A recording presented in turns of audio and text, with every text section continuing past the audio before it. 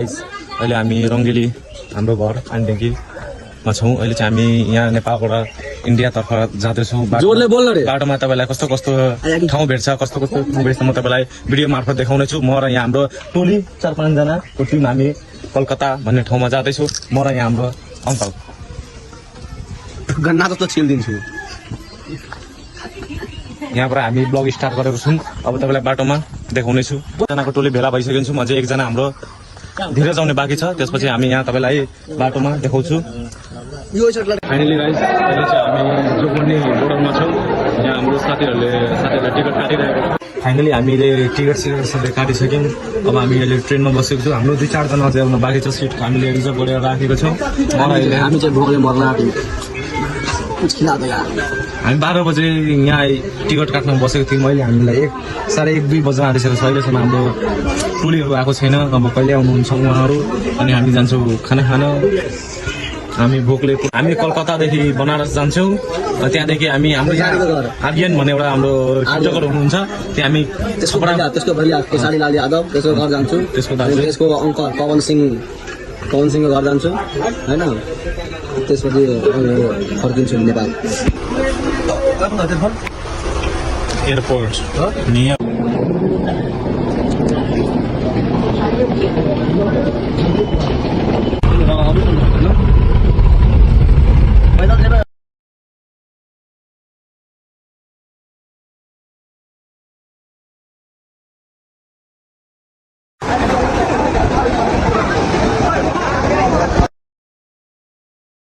देखो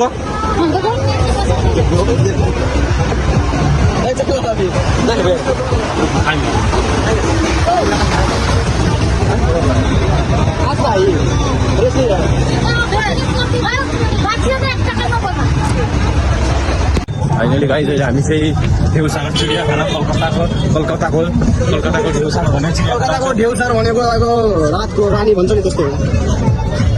यहाँ तपाईँ धेरै मात्रामा तपाईँ भिड हेर्न सक्नुहुन्छ गाइसहरू।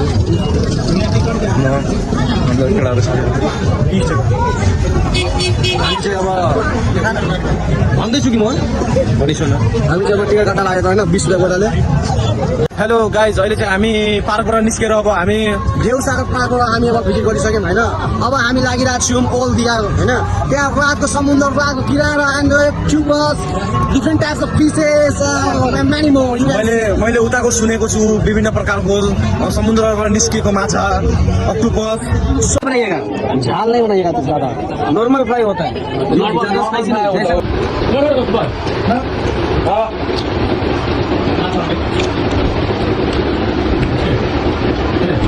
गाइस अब हाम्रो ब्याग भइसक्यो होइन। अब हामी रुम खाली गर्दैछौँ। केटाहरू फेरि बिना एसी वाला रुममा नसुत्नेहरू प्रायः एसी चाहिन्छ।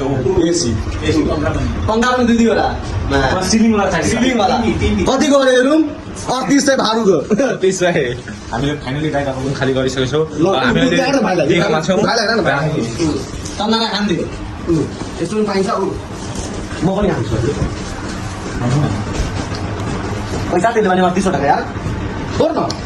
फाइनली 38 चाहिँ भनेर चाहिँ नेपाली तपाईँलाई भयो 38 को ना 3800 को राखो लगेर हडो मोटामोटी 5000 लगभग 5,000 भयो रुमको एक दिनको लागि नाइटको लागि 5,000। ल सक्यो ल अब हामी निस्किँदैछौँ। अब तपाईँहरूलाई बाटोमा देखाउँछु म कलकत्ताको ट्रेन र हाम्रो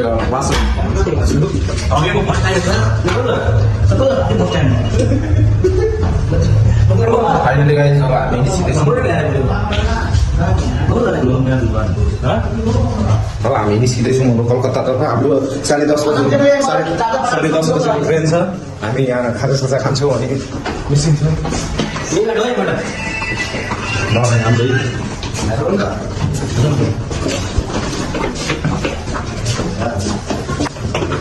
हाम्रै